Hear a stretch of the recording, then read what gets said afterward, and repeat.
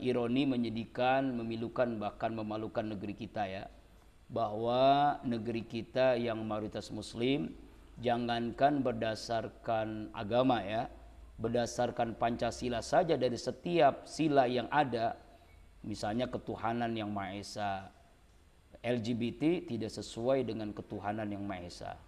Kemudian yang kedua, kemanusiaan yang adil dan beradab.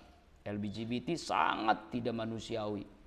Bahkan ya yang dilakukan LGBT itu adalah perbuatan yang sangat dilaknat. Dia mencari, nauzubillah ya.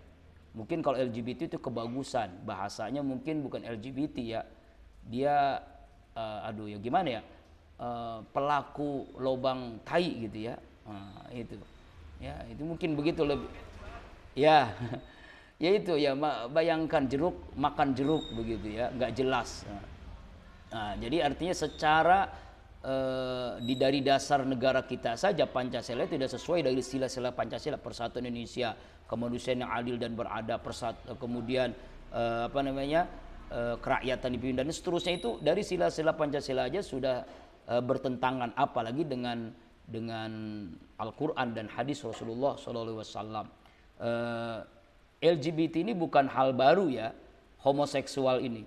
Di dalam Al-Quran sangat jelas larangannya, yaitu ketika Allah Subhanahu wa Ta'ala menghukum dengan hukuman yang sangat berat, yaitu kaum Nabi Lut alaihissalam.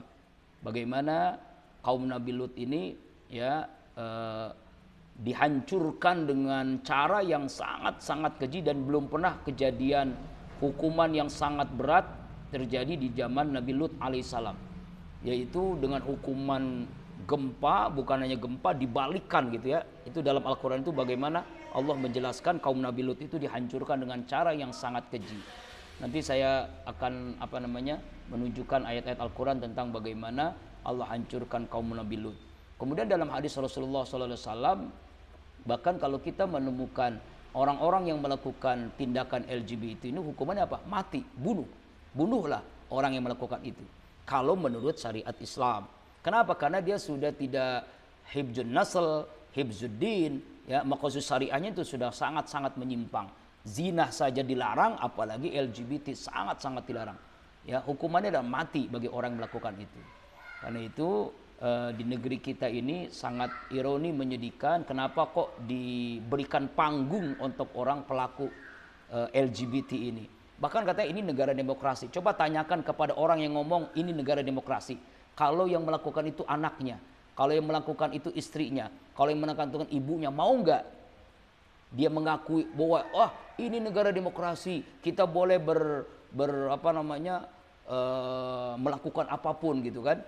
Coba tanya kepada orang yang ngomong begitu. Bagaimana kalau yang melakukan LGBT itu istrinya sendiri, anaknya sendiri, ibunya sendiri, ayahnya sendiri, kakak adik sendiri, bagaimana dia?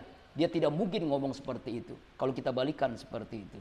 Jadi artinya memang LGBT ini tindakan sangat biadab, karena perilaku binatang, perilaku setan, karena memang cara setan menjerumuskan manusia agar jauh daripada rahmat Allah dan neraka selama-lamanya bersama setan, na'udzubillah, summa na'udzubillah min zalik. Jadi di zaman Nabi Lut Allah hancurkan dengan luar biasa. Itu jawaban saya ya.